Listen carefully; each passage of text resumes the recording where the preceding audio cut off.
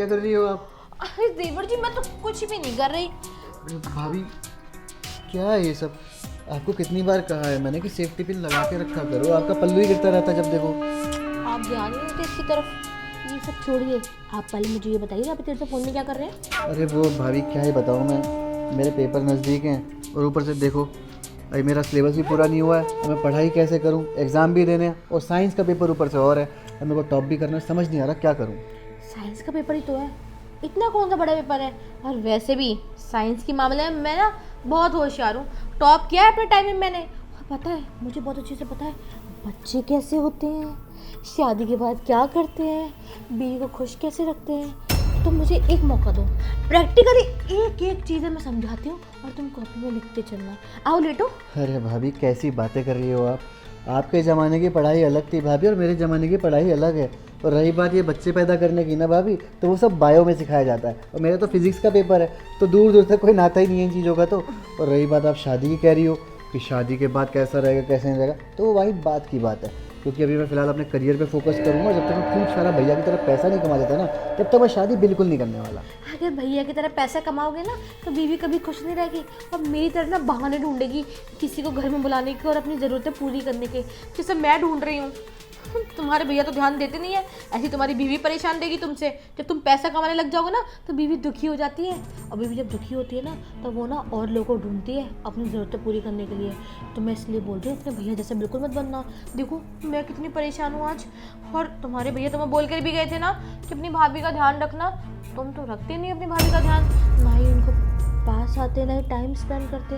और पड़ोसी वाली का वो है देवर आकाश नाम है जिसका, वो पता है अपनी भाभी को यहाँ भी छूता है, यहाँ भी पुच्ची देता है, यहाँ भी देता है, यहाँ भी देता है।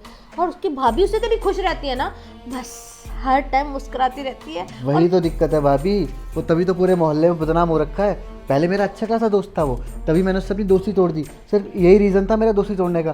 अरे जब देखो कभी किसी के पीछे कभी किसी के पीछे, पूरे इलाके में बदनाम है वो। मैं तो कहता हूँ भाभी अगर कल को वो हमारे यहाँ पे आए भी ना, घुसने की कोशिश करे, आप उसको गेट से वापस कर देना, अंदर घुसने मत देना। क्या पता हमारे घर में आके हमारे घर का माहौल भी ख़राब कर दे। और आप इतनी मेरी प्यारी भाभी हो, कहीं आप उसके चंगुल में फंस गई फिर बिगड़ जाओगी भाभी आप भी। मैं तो बिगड़ गई देवर जी।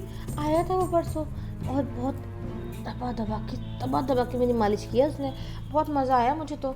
और जब अपना देवर ही मदद नहीं करेगा तो मुझे तो दूसरों को बुलाना ही पड़ेगा ना। आप मेरे बारे में सोचते ही नहीं है तो मैं क्या करूं बताओ, मेरी तो कोई गलती नहीं है ना।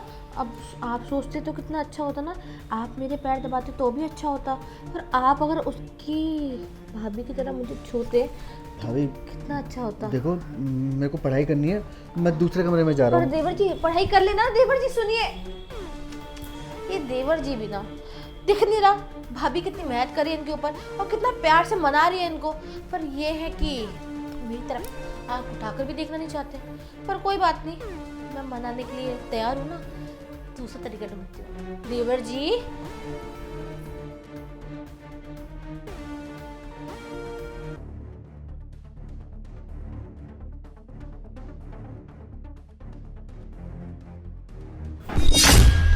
अरे भाभी आप यहाँ?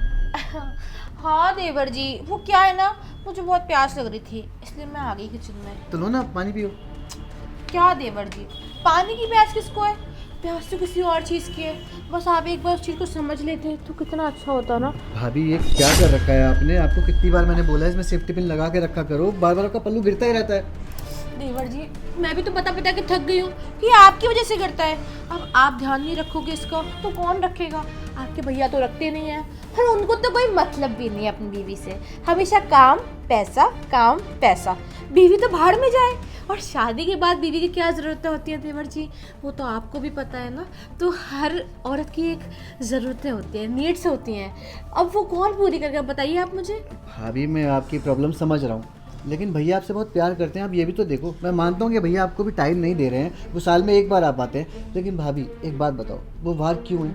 हम लोगों की वजह से ही है ना। बाहर रहते हैं, पैसा कमाते हैं ताकि हम यहाँ आराम से रह सकें, और हमारे घर का राशन भी तो डलता है, फिर बिजली का बिल भी जाता है। वो सब खर्चे कहाँ से आते हैं? अरे देवर जी सब कुछ पैसा ही थोड़ी ना होता है। और देखो मुझे तो इतना भी पता है कि सारी ज़रूरतें पति नहीं पूरी कर सकता, कोई भी पूरी कर सकता है, बस समझने वाला होना चाहिए और समझदार होना चाहिए। जैसे कि आप हैं, आप भी पूरी कर सकते हैं, छोटी मोटी ज़रूरतें तो कोई भी पूरी कर सकता है ना, और आपके जैसा कोई और भी कर सकता है। बहुत सारे लोग हैं, बस समझना आना चाहिए और काम बनना चाहिए। देवर जी, आप मेरी बात समझ रहे हैं ना? भाभी आप अपनी हद में रहो, मैं आपका देवर हूँ, आई समझ में। और जो आप सोच रही है ना, ऐसा हमारे बीच में बिल्कुल नहीं हो सकता। मैं जा रहा हूँ यहाँ से। देवर जी सुनिए तो सही, ये भी ना तुरंत नाराज हो जाते हैं, पर कोई बात नहीं, मुझे इन्हें मनाना बहुत अच्छे से आता है। एक काम करती हूँ, कमरे में जाकर ना कोई दूसरा आइडिया सोचती हूँ जिससे झटपट ये मेरी बात को मान ले और मेरा काम भी बन जाए। हाँ, ये तरीका एकदम ठीक है। जाके सोचती हूँ, फिर सोचती हूँ ना कैसे मनाना है।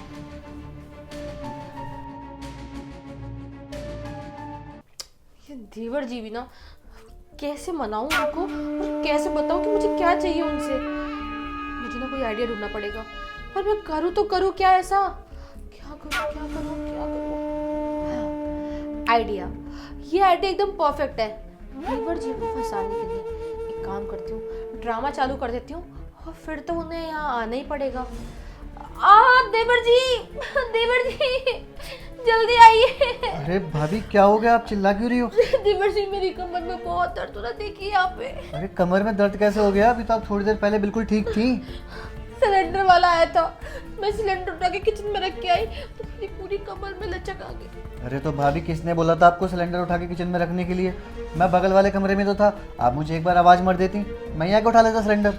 अरे आप पढ़ रहे थे, मैंने सोचा आप डिस्टर्ब हो जाओगे इसलिए मैंने आपको नहीं बताया। और देखो मेरी कमर में लचक आ गई। देवर जी प्लीज प्लीज दबाओ ना यहाँ पे। हाँ यहाँ पे। हाँ देवर जी। अब कैसा लग रहा है? देवर जी बहुत बहुत अच्छा लग रहा है मुझे, सच अरे में। भाभी ये क्या कर रखा है आपने? आप प्लीज़ अपना पल्लू ऊपर करो, मुझे अनकंफर्टेबल फील होता है।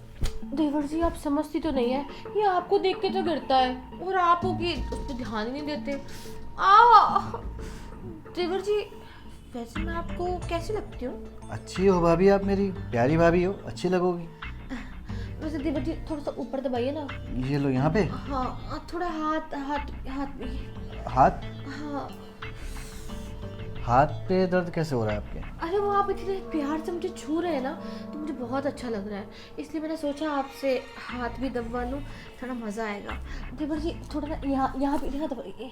भाभी आपको शर्म नहीं आ रही है? भाभी मैंने अभी आपको बाहर कहा था ना कि मैं नहीं कर सकता ऐसा कुछ भी, और आप बहाने ढूंढ रही मुझे छुआने के। देखो देवर जी, इसमें ना कोई भी बुराई नहीं है ऐसे छूने, पर वैसे भी इतने बड़े घर में हम दोनों अकेले ही तो है। और एक बात बताओ, किसको पता चल रहा है हमने क्या किया और क्या नहीं किया? आपके भैया तो है नहीं यहाँ पे, और अगर हम दोनों साथ में इस कमरे में इस बेड पे आ जाएं तो आपका फ़ायदा भी मेरा फ़ायदा भी, मेरी ज़रूरतें पूरी हो जाएंगी और आपको क्लासेस मिल जाएंगी एक्स्ट्रा वाली कि कब कैसे क्या करते हैं। और देखो देवर जी, इस सब में ना कोई बुराई नहीं होती, वो आपका दोस्त है, वो भी तो करता है अपनी भाभी के साथ, तो आप क्यों नहीं कर सकते? बताइए ना देवर जी प्लीज़। देखिए अब मना मत करना, मैं गेट बंद करती हूँ। भाभी बस कर जाओ, शर्म नहीं आ रही आपको ऐसा बोलते हुए? अरे शादीशुदा हो आप, आपकी शादी मेरे भैया से हुई है। मैं मानता हूँ भैया आपको टाइम नहीं दे पाते, वो बाहर रहते हैं जॉब की वजह से, इसका मतलब ये थोड़ी ना कि आप घर में रह के कुछ भी करोगी। अरे देवर हूँ मैं आपका, भाभी हो आप मेरी। और भैया जो आप पे इतना भरोसा करते हैं, आप पे आपसे इतना प्यार करते हैं, वो उनके ऊपर क्या बीतेगी जब उनको पता चलेगा कि उनकी बीवी उन्हीं के छोटे भाई के साथ एक ही कमरे में। छी, अरे दिल टूट जाएगा उनका। और पता है भाभी, इसमें गलती उनकी भी नहीं है, मुझे नहीं पता था ना आप इतना नीचे गिर जाओगे। अरे इतना भरोसा करता था मैं आपके ऊपर, कभी मैंने आपको उस नज़र से देखा ही नहीं। मेरे को लगा था कि भैया पहली बार शादी करके आपको इस घर में लेकर आए हैं, तो आप मेरी भाभी नहीं मेरी माँ जैसी हो, जो मेरा ध्यान रखोगी, मेरे को बच्चों की तरह ट्रीट करोगी। लेकिन आप ना भाभी कहलाने के लायक ही नहीं हो। अरे शर्म आती है मुझे आप जैसी औरत को अपना भाभी बोलने में।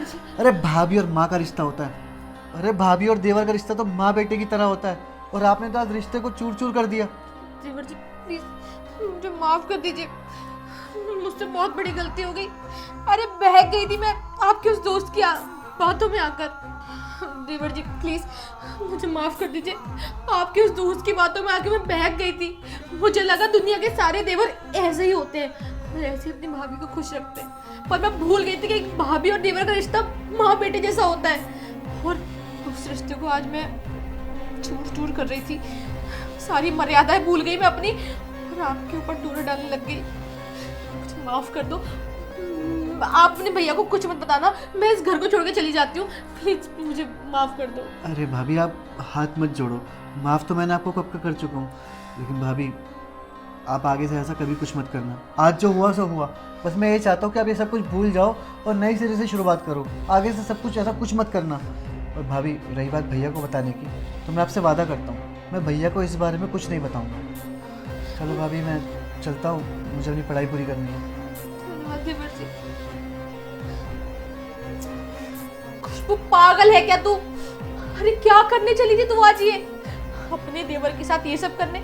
अरे कितना प्यारा देवर है तेरा, तुझे कितना सही से समझा कर गया कि तू क्या गलत करने चली थी, और तू उसी पर लाइन मार रही है, उसी पर डोरे डाल रही है, वो भी एक लड़के की बातों में आकर। नहीं, मुझे पता है मुझसे गलती नहीं, गुनाह हुआ है, मुझे ऐसा नहीं करना चाहिए था। मैं देवर जी से जाके पैर छूकर माफी मांगूंगी और बोलूंगी आगे से कभी नहीं करूंगी। देवर जी